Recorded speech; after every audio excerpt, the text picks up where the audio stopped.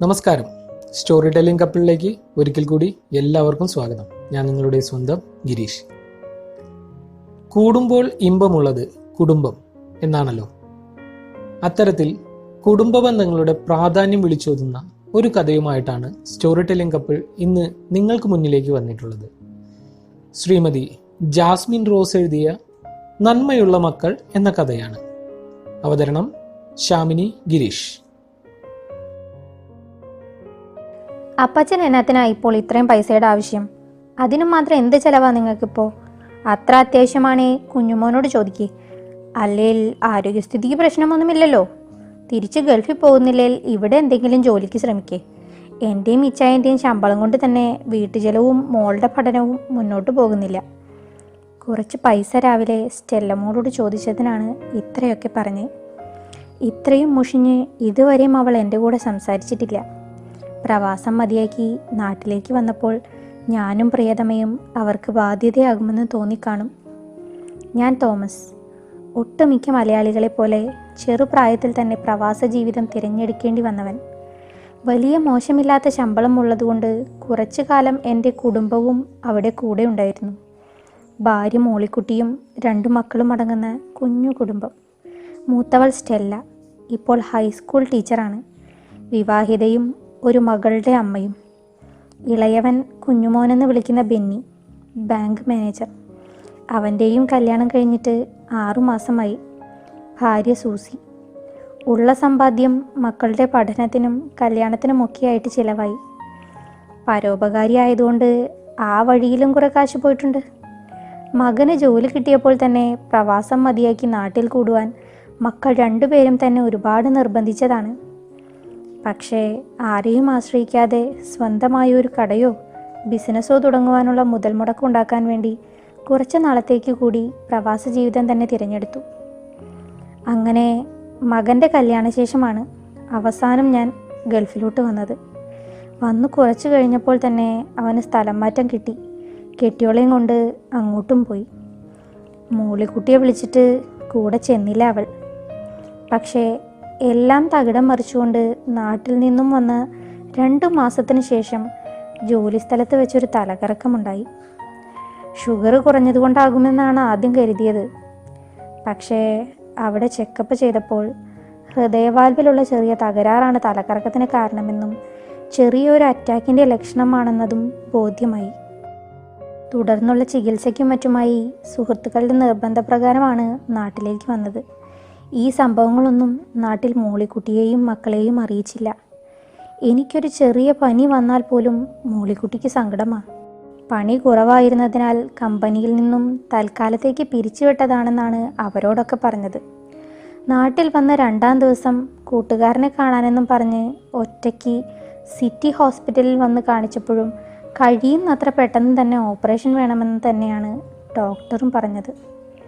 അതിനുള്ള തുക എങ്ങനെയെങ്കിലും സംഘടിപ്പിച്ചിട്ട് രോഗവിവരം മോളിക്കുട്ടിയെ അറിയിക്കാമെന്നാണ് കരുതിയത്. അതിനാണ് ആവശ്യത്തിനെന്നും പറഞ്ഞ് സ്റ്റെല്ലാമോളോട് പൈസ ചോദിച്ചത്. ഓരോന്നും ആലോചിച്ചിരുന്നപ്പോൾ മോളിക്കുട്ടി അടുത്തേക്ക് വന്നു. ഇച്ചായൻ എന്താ ആലോചിക്കുന്നേ?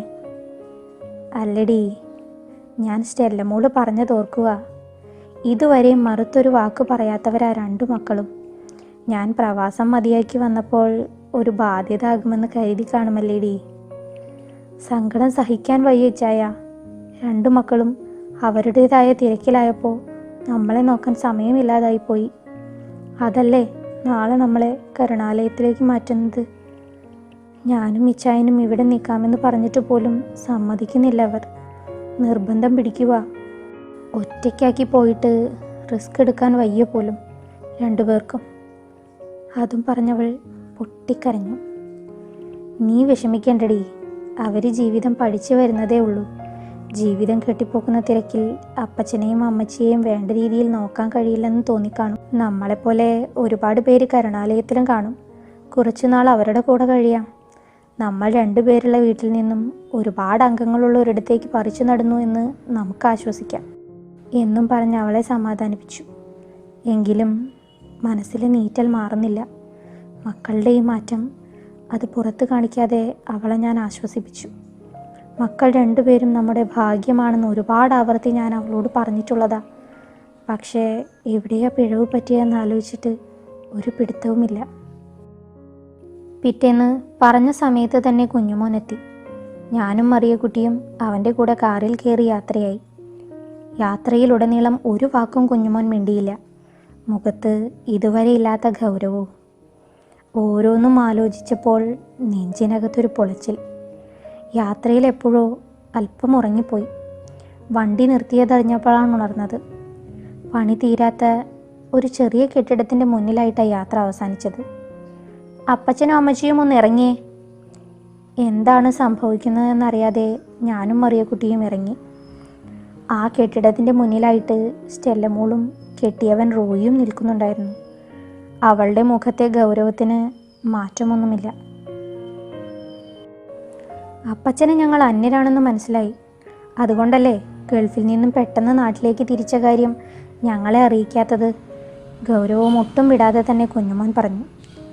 അത് കമ്പനിയിൽ നിന്നും ജോലി ഇല്ലാത്തതുകൊണ്ട് താൽക്കാലികമായി പിരിച്ചുവിട്ടതാ മക്കളെ.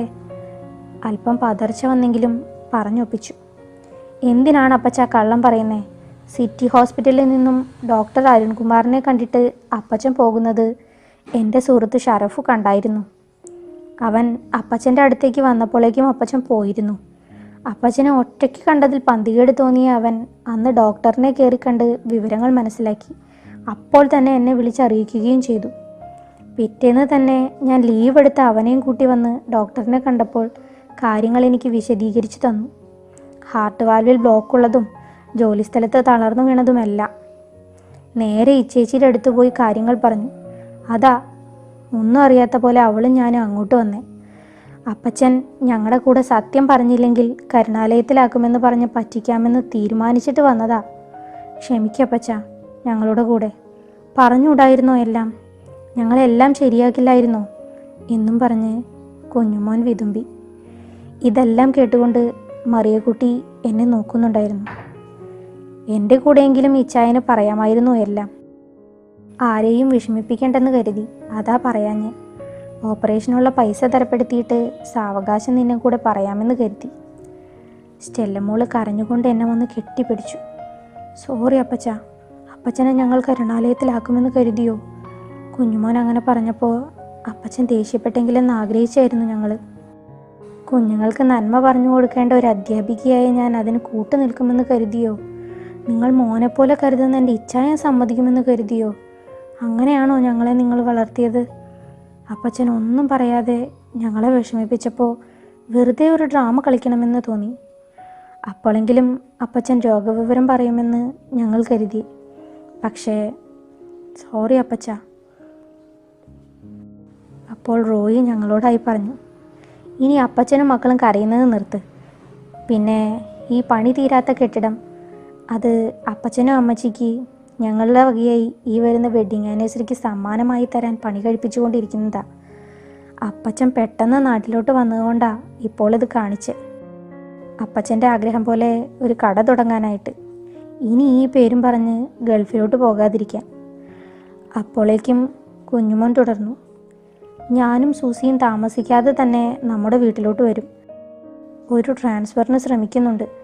നിങ്ങളെ ഞങ്ങൾ ഒറ്റയ്ക്കാക്കില്ല. അതുവരെ നിങ്ങൾ ഇച്ചേച്ചിയുടെ കൂടെ പോകൂ. ഒറ്റയ്ക്ക് നിൽക്കണ്ട നമ്മുടെ വീട്ടിൽ.